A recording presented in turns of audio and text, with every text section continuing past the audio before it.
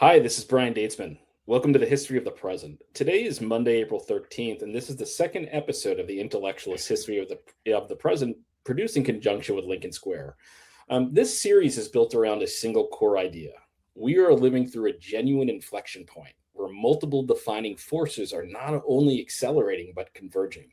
It sits at the center of climate change, artificial intelligence, robotics, spaceflight, economic inequality, in the evolving structure of democratic power today. And we ask, how do all these forces taken together, rather than in isolation, reshape the present and define where we're going? Each conversation in this series is designed to examine one part of the system with someone who has both proximity to it and a clear point of view on what is actually changing. Today's focus is on the conservative movement of 2026, at a moment when it appears both consolidated and fundamentally transformed. In the early phase of the second Trump administration, the second question is not simply what the movement believes, but whether it still functions as a coherent governing philosophy, or whether it has become something structurally different, shaped more by power, alignment, and political utility than any sort of stable set of ideas with historical precedents. To explore all this, I am joined today by Charlie Sykes, a longtime conservative commentator, author of How the Right Lost Its Mind, a co-founder of The Bulwark, and writer of the Substack newsletter To the Contrary. Charlie, thank you for being here today. Well, thank you. And it's an intriguing question, particularly this week. So fire away. Well, Charlie, let's just start by anchoring this present moment if we can. So, as of today, April 13th, 2026, is there a conservative movement in the United States today? What is conservatism today in 2026? Okay, well, let's start with the use of the word conservatism. To the extent that there is a conservative movement, it is not conservative. It is radical. It is, I think there's always an attempt to draw some lines of, continuity from, these ideas or this to this present moment. And I think it's really important to understand what a fundamental break we're having now, not just with American traditions, not just with constitutional traditions, but with anything described as conservative. Now, I want to concede that you can certainly draw lines to things that were recessive genes, in the conservative movement over the years. You can say, point to this person or that person, Father Coughlin or Pat Buchanan or George Wallace, elements of the Southern strategy. But in order to fully grasp this moment, I think that we have to understand how genuinely radical and revolutionary the right has become. But also, I think it's somewhat misleading, and this is something that I've wrestled with for many years, not to confuse that sort of thin layer of intellectual gloss with what is actually happening here. I was under the illusion for many years that the work of conservative think tanks, people like George Will, were defining what conservatism was, when in fact it was this paper-thin crust over something much bigger and more molten. There's still this ongoing project of kind of bolting on something that looks like intellectual coherence to what has fundamentally become both a cult and a movement driven by the whim of one individual. And we can talk about some of the specifics of like things that are happening this week that I think you could say there is no through line from the vast majority of conservatives over the last few decades, and the kinds of things that are happening right now or that are considered acceptable. Sorry for that long answer, but it is very much a mixed bag. I think that's I kind of thought that you would answer it that way, and I'm curious how you would define Donald Trump, right? Donald Trump has sort of taken on this among some on the right, the MAGA right, a sort of this avatar of conservatism, right? Yeah. At the same time, the president of the United States is attacking the Pope. The president of the United States is releasing imagery suggesting he believes he's a messianic figure capable of raising the dead or at the very least healing the sick, which has a lot of connotations to Jesus in our cultural understanding. Mm-hmm. How much is this Donald Trump perverting conservatism, or is Donald Trump the natural symptom of where the Tea Party left off in 2015? Okay, so those are perfectly good examples. So you think of the president's last 72 hours, the last week, this sort of erratic guy who talks about the death of civilizations, who goes all in supporting Viktor Orban, along with Vladimir Putin. I mean the alliance with Vladimir Putin, leading up to the comparison of himself to Jesus Christ, which he took down because a very rare moment where the blowback about the blasphemy was so great that Donald Trump, backed off, and this war with the Pope. Where can you find any through line to any conservative over the last 20 or 30 years? Now you could come up with some names, but they would be the kind of fringe characters in the fever swamps that had nothing to do with either the Republican Party, the conservative intellectual tradition, or conservative politics. And so I think that just the incidents that you've described that we've just been through are pretty clear indications that we're in a completely new world. I'm tempted to say, that Steve Bannon was closer to defining this modern movement as anyone. He said, "I'm a Leninist."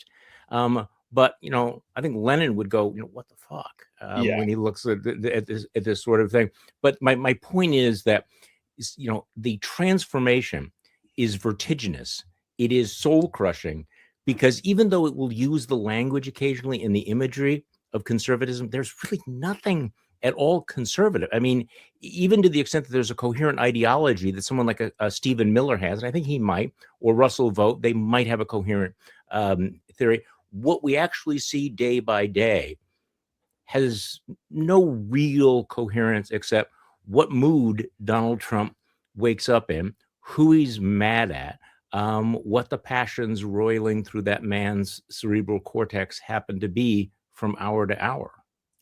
And this is, I'm going to ask you a very serious question, because you made a number of, I think, very fair assertions based on objective behaviors of the president. How safe is the United States right now in the hands of President Donald Trump? I think I'm alarmed. I mean, there's no question about it. And I think that question almost asks itself: if you are dealing with a delusional megalomaniac who has, a toxic narcissist who has control of many of the levers of government, that is exactly the scenario that the founding fathers thought they had protected us against. I've argued that one of the through lines of Western civilization and liberal democratic thought for hundreds of years has been, how do you prevent someone like that from getting total and complete power? Now, does this mean that he's going to get everything he wants? No. But we've already seen how reckless the man is, how erratic the man is, and what he is prepared to do.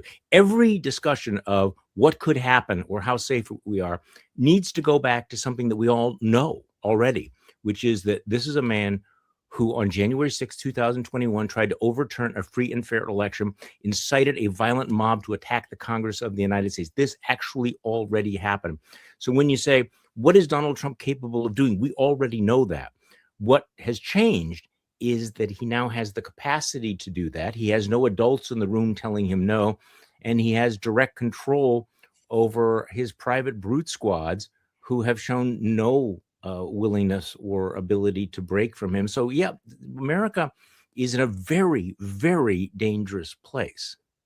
How Speaker Mike Johnson, he, for a number of years before President Donald Trump, before he was president, Speaker Johnson was a movement Christian conservative, probably Christian nationalist before that was really a common term. How has the speaker done at defending the prerogatives of the House of Representatives against an encroaching executive? Well, he hasn't done anything. I mean, he has turned the Congress into basically a potted plant. And this is one of the more shocking developments, I think, from a long-term constitutional point of view. The idea that Congress would completely surrender its role in one issue after another. We thought we'd seen some, self-gelded speakers in the past, including his predecessor, but nobody like Mike Johnson. Mike Johnson, of course, has a very, very small majority. But people ought to remember that there was once a time when the Speaker of the House was a pretty big deal, would sit across the table from the president and almost as a co-equal, and would tell the president of the United States what the agenda would be, what was possible, what was not possible. And now Mike Johnson is just this limp rag. And if you want to know, is this the way the system's supposed to work? I mean, imagine if the founding fathers wanted to, sketch out the importance of Congress. They might have written it in Article 1, put it first. They might have, said, and only Congress can declare war. In fact, Congress should have control over the power of the purse. I mean, imagine if they did that. See, this is the thing. They endowed it with all of this power. And Mike Johnson, with the support of the vast majority of elected Republican congressmen, have just given it back, and given it back at a time when those powers are being usurped and abused by someone like Donald Trump. Now, we started off talking about the war against the Pope. As you and I are speaking, I cannot find a single, and I'm sure I'm missing something, a single Republican congressman who has pushed back or criticized what the President of the United States just said in his very personal, bitter, somewhat vicious attack on the Vicar of Rome. Now, there was a time 5 minutes ago when there was at least some Republicans, somebody who would say, no, this is not what we should stand for. This is not America. And it's just this sense of complete surrender, and how supine they are, that they won't even speak out day by day. And we're in a war in which Congress has played, maybe a Greek chorus role, but no substantive role whatsoever. That's not the way it was drawn up. In your opinion, Speaker Mike Johnson has failed. He's failed his constitutional duties. Absolutely, no question about it. No, I mean he has been a congressional quisling in betraying, and I, by the way, use that term advisedly. I mean, here is somebody who sort of maintains the form and the position, but has essentially turned over all of the power to the executive, to Donald Trump. This is a Vichy Congress that has no will of its own, no independence, and therefore has completely failed in its constitutional duty. Is the GOP basically a party in name only? I mean, what happens, Charlie? No one lives forever, right? No one lives forever. We all will meet our maker someday. What happens in the post-Trump era of the GOP? Is there a GOP anymore without Trump? Well, those are two different questions. Let's start with the GOP and what we know about the GOP right now. And the answer is no, the GOP is not a traditional political party. It's a party in name only. And we've known that for years. In fact, it became really formal back in 2024. Remember when, what year was it? No, it was 2020. It was 2020 when Trump was running for re-election and the Republican National Convention decided not to adopt a platform. Remember the party, for the first time ever, decided no platform, because basically the only thing we believe in is whatever Donald Trump wants, we want. Whatever Donald Trump's against, we're against. They basically just completely surrendered. So that happened years ago. So what happens afterwards? The answer is nobody knows. It's not going back. I mean, I will go this way. It's not going back to the old days. We're never going to have a Republican convention that will welcome Mike Pence or Mitt Romney or Paul Ryan. That is just never, ever going to happen. But I think you're already starting to see some of the cracks, the post-Trump cracks between, unfortunately, between the right and the super far right, the breakup over Iran. So to the extent that Donald Trump and his personality and his megalomania has been the glue that has held together the Republican Party, at some point, that's going to break apart. And I think there will be a fracturing. I don't think there'll be a return to normal. And by the way, I don't think that's going to happen anytime soon, even after he leaves office. Clearly, he's in the process of creating kind of a permanent MAGA superstructure that I think is going to be influential for some time. And I'm not even really that confident in predicting what he's going to do in 2028. Well, I mean, you spoke before. Right now there's a Secretary of State named Marco Rubio.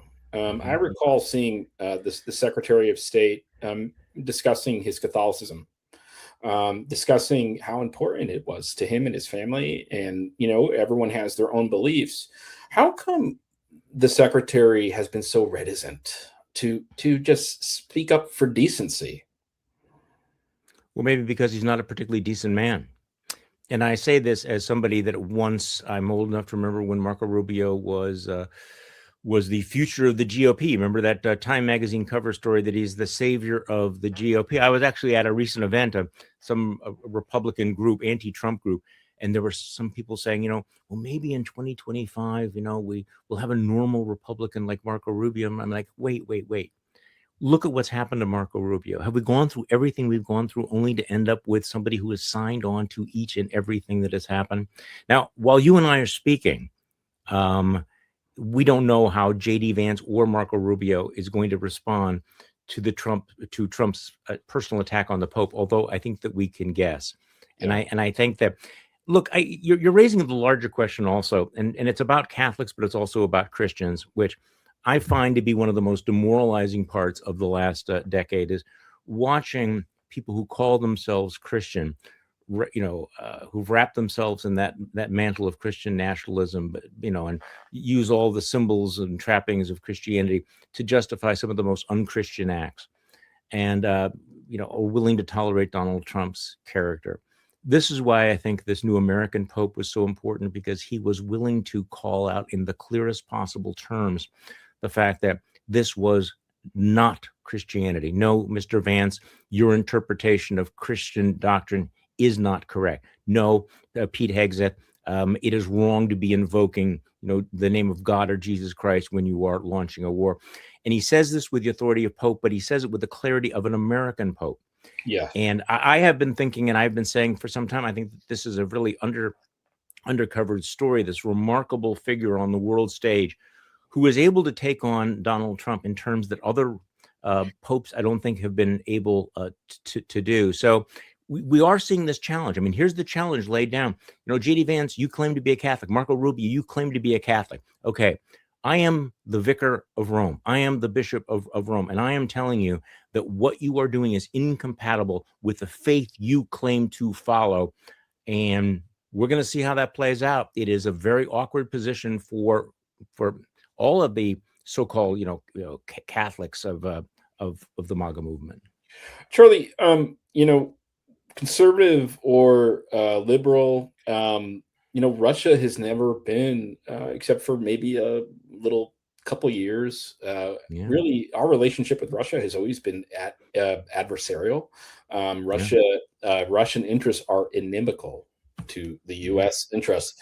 Let's assume we agree on that. Why is the vice president of the United States, why did he campaign for a Kremlin toady in Hungary? Can you explain that to me? Well, yes, but it's also part of why has the United States switched sides in the Cold War? For people who say, well, you can trace all this back to Ronald Reagan would roll over in his grave if he could see how, what Donald Trump has done to American foreign policy. The campaigning for Viktor Orban just seemed like the cherry on the cake that we have seen of Donald Trump turning away from all of the liberal democracies of our allies to embrace authoritarian thugs. You can tell that he's got a real fetish for people like Vladimir Putin, for Viktor Orban, for the other strong men who he has been supporting. The fact that this year he was actually threatening to go to war, attack our NATO allies because he wanted to swallow up Greenland. Now, there are people around here who think, oh, he was just trolling, don't take him seriously, you should, all that stuff. Well, that was bullshit, because the Europeans took it very, very seriously. So we are in a moment where Donald Trump has rejected and repudiated not just sort of the neoconservatives of the Bush era, but the entire bipartisan foreign policy of the United States of America stretching back to World War II. So when you had this moment where Donald Trump is aligned with Vladimir Putin, supporting this autocratic, corrupt thug in Hungary, it's just the latest in what is a very, very consistent pattern. And this is also one of the reasons why I'm saying do not confuse this with some sort of a logical continuity from, well, this was inevitable from Nixon to Reagan to Bush to Mitt Romney, John McCain. No. Yeah. Some are saying this was his Nixon goes to China, right, by I remember somehow, that. and I've heard people say, well, President Nixon, and again after again, President Nixon had, let's just say, in terms of foreign policy, the former president was successful in peeling away the People's Republic of China from the USSR. That was of great strategic It interest was. for us. All right, and let me and so when people say that, right, when people are saying, well, this is eight dimensional chess, 20-dimensional chess, Yeah. but you just looking at this soberly and saying, no, it just seems very kind of, habdashery and sort of, what do you say to those people who are saying he's just an misunderstood genius of geostrategy? Well, I think those people are telling on themselves because what is the genius? We're isolated in the world. We don't have a coalition of the willing. He got a wall of no when he asked people to come to his support. Nobody can figure out what the end game is in Iran. We have wars of whim. In terms of political strategy, Vladimir Putin, is going to emerge from this stronger. China is going to emerge from this stronger. We are going to, in our isolation, the rest of the world is now looking on the United States of America not as a shining city on a hill, not as the leader of the free world, but as a rogue nation that threatens to annihilate civilizations. I mean, it is so grotesque. And then this attempt to try to, bolt on some sort of grand strategy. Donald Trump does not know from day to day what he's doing. And I think that what we also realize is that there's been a lot of loose talk about the Madman theory and the Madman strategy. People ought to recognize that there's a very thin line between the Madman theory and just being a madman. And I think we're seeing that play out too. Does Donald Trump's challenges, would you argue they don't come from ideology, that they're character? Oh, yeah. This is something else. I'm really glad you mentioned this. Conservatives used to understand, and this is the heart of the conservative understanding of society in the world, which is that culture determines the kind of politics you get, that culture matters, character matters. And go back into the 1990s and how often conservatives would say, that the character matters, and all of those things. When Bill Clinton was in the White House, the abandonment of character has been one of the great betrayals of the conservative movement, but also a tell that a conservative movement that would be so involved in the enshittification of culture, and also turning its back on the importance of character, is not a conservative movement anymore. So your point is, look, Donald Trump is not a man of ideas. He has certain fetishes, certain obsessions. He does believe in tariffs, I believe. I mean, there are certain things that are sort of locked and loaded for him. But he's not a man of principle. He's a man who, why is he attacking the Pope? Really, it's not theologically based. He's attacking the Pope because the Pope is just one more guy that's said bad things about him. And if you say something bad about Donald Trump in his black and white world, then you're a bad guy. And so much of this is like, who do I like? Who do I hate? Who's sucked up to me? Who will give me what I want? Who will give me my dopamine hit? What will my base, get jazzed about? And Donald Trump, you could almost predict what Donald Trump is going to do if you sort of, kind of reverse engineer, what is playing in certain social media. So this whole thing of Donald Trump, the great leader, Donald Trump's also a follower. Donald Trump is a deeply, deeply insecure, nasty little boy at heart. Yeah. And kind of going on to that, let's just follow that stream of logic you're talking about there, Charlie. We're talking about character in the 90s. I recall as a young man watching the impeachment hearings of President Bill Clinton, and there was a very ambitious, I want to say he was a House impeachment manager, a gentleman named Lindsey Graham. All right. And Lindsey Graham. Our turn. And he got a lot of attention, and very well spoken. He was charismatic, and regardless of what was going on at the time. And is it fair to map the trajectory of the GOP with Lindsey Graham? This sort of very sort of looking for very aggressive and ambitious, and then when they get what they want. This sort of complete diminishment. I don't know how best to describe the senator from South Carolina. He was a man who I recall in the early 2000s was very much support of freedom. I recall he very much called out Vladimir Putin. He very much said that Putin is a danger to American interests. And then you see Graham today, and he's in interviews and he's cursing. I've seen interviews where the man appears to be maybe inebriated. Maybe. I don't know for a fact. Do you, that sort of collapse there, how do you trace that overall to the GOP of the last? I have thought, when I wrote the book, How the Right Lost Its Mind, which now feels almost outdated because there've been so many things since that, to pick, 6 or 7 people and use them to trace what's happened, just their personal life stories. He would be a really good number. The problem with Lindsey Graham is that there's something, he's going through something, right? I mean, the modern era has broken this man's brain. You mentioned his role in the Clinton impeachment, where I think it was sort of the beginning of him becoming a star. I also remember when he was John McCain's best buddy, when he ran for president. People are going to be surprised. When he ran for president in 2016, he was funny. He was really interesting. He was one of the most entertaining candidates. And the things he said about Donald Trump back then, I mean, they held up pretty well. But Lindsey Graham did not hold up pretty well. So among the broken brains of MAGA, he is right up there. So, I mean, you have some people, I talk about the trajectory, some people who just made the Faustian bargain, some people who never believed anything, some people who just love, having the access to, to the power and to the grift and all of those things. And there are just so many stories of people that I knew who were reasonable and principled, who are now supporting things that, their former selves never would have gone along with. So that may be the way to tell what's happened, what's broken in conservative politics, is to do it, person by person by person, journalists, thinkers, all of those folks. Now, by the way, before I forget, because I'm afraid I'm going to drop this out, I'm going to answer a question you didn't answer. Ask.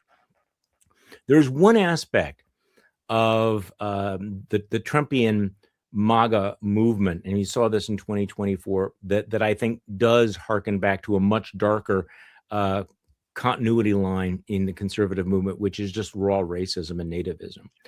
I mean, clearly that was one of the recessive genes for a very, very long time. And one of the achievements, I thought, of modern conservatism was to move past that. I mean, after years and years and years of people saying, you people on the right, you're racist. You're racist if you're in favor of lower taxes. You're racist if you support school choice. You're racist if all of those things.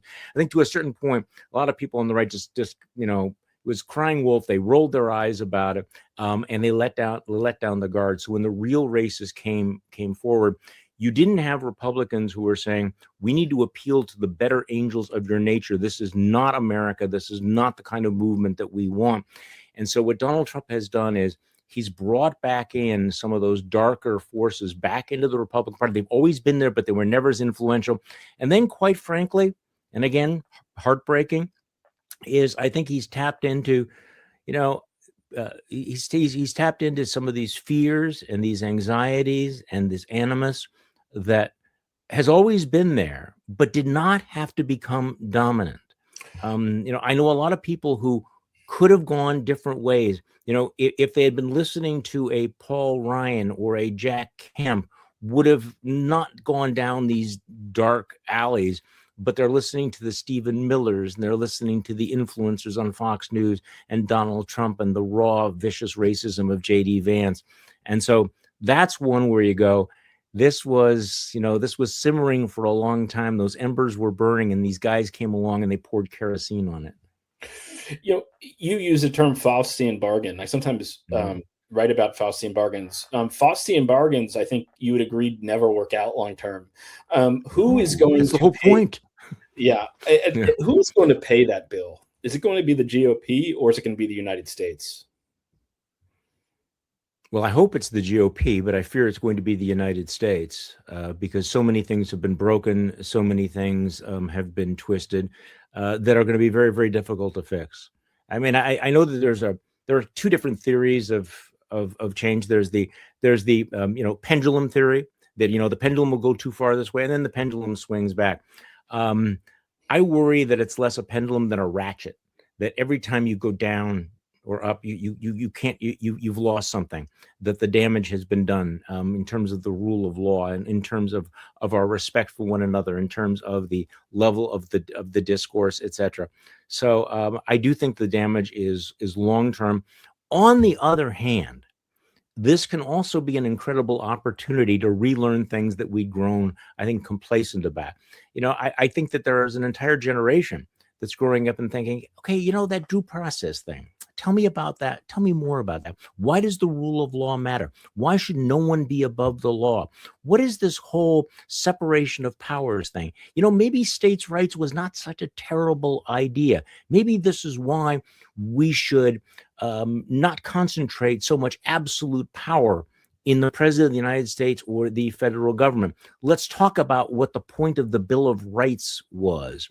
All the things that the Constitution says the government cannot do to Americans.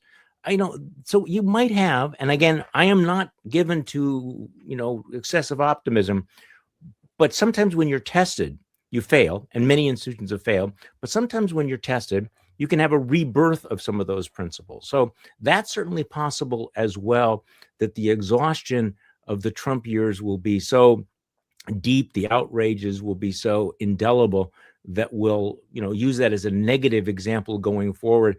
But you can see that Trump is trying to build this vast legacy that is going to survive his presidency. And I think one of our tasks is to make sure that what's happening right now is remembered and understood and becomes the basis for never again.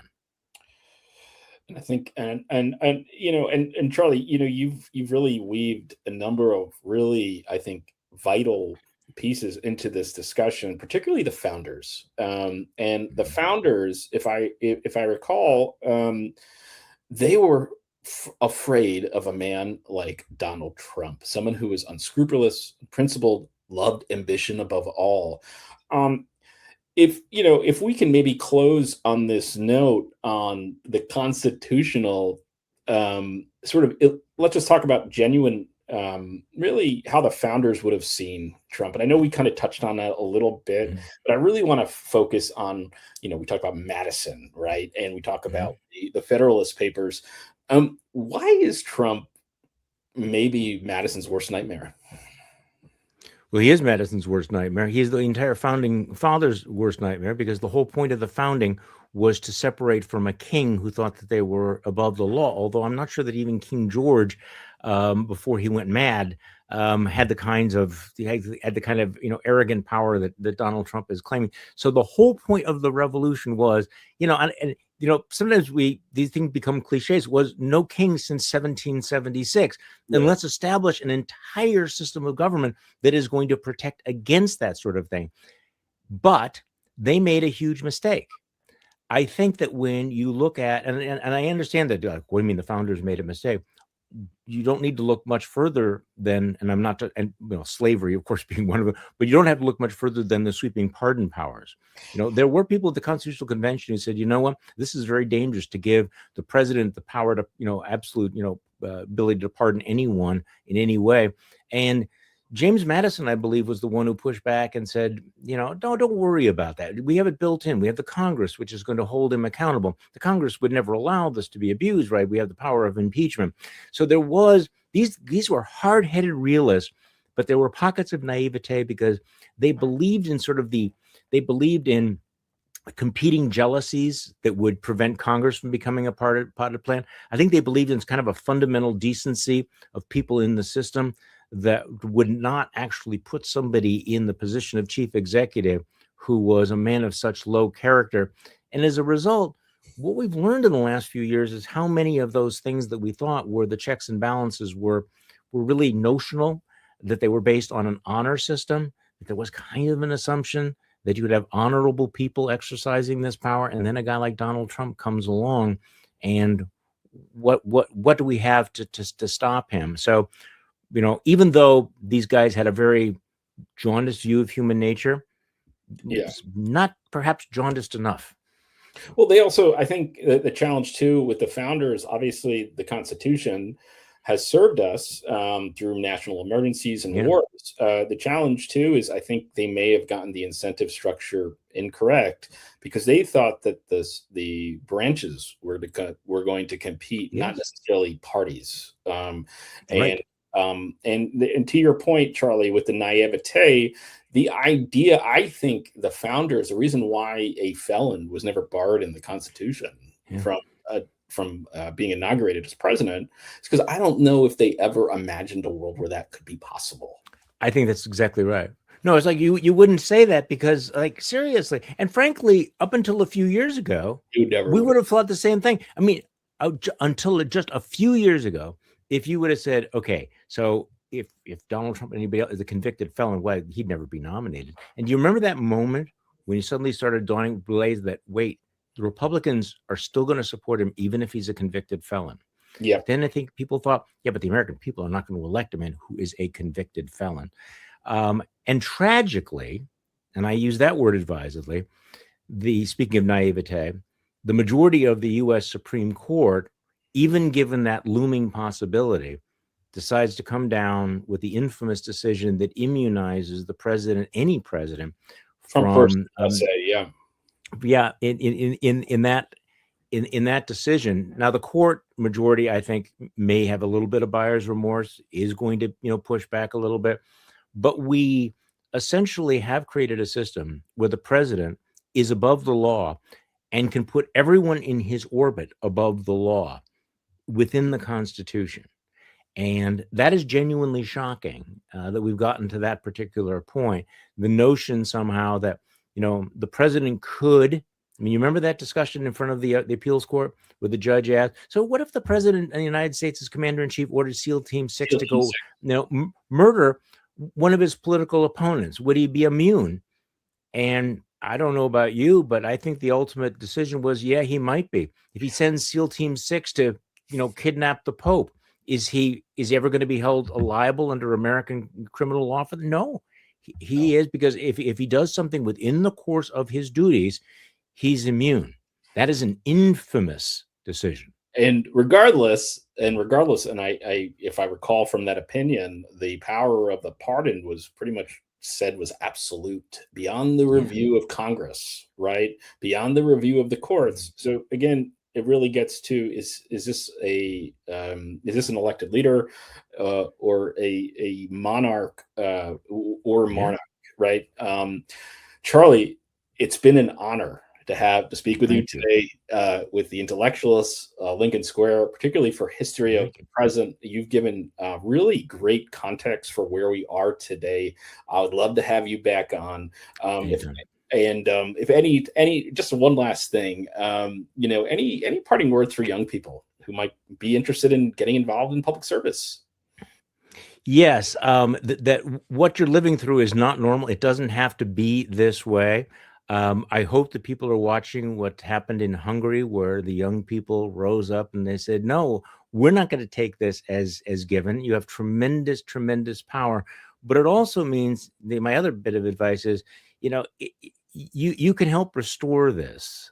You don't need to go down the paths of becoming just like the people that we despise. So I would discourage people who think that, well, we need such a big tent, we need to get the youngs, if that also means basically going along with this degradation of culture. We used to be better than this, seriously, and I think we can be better in the future. Well, with that, Charlie, I just want to say thank you again, and look forward to having you back on the show. Thank you. Anytime.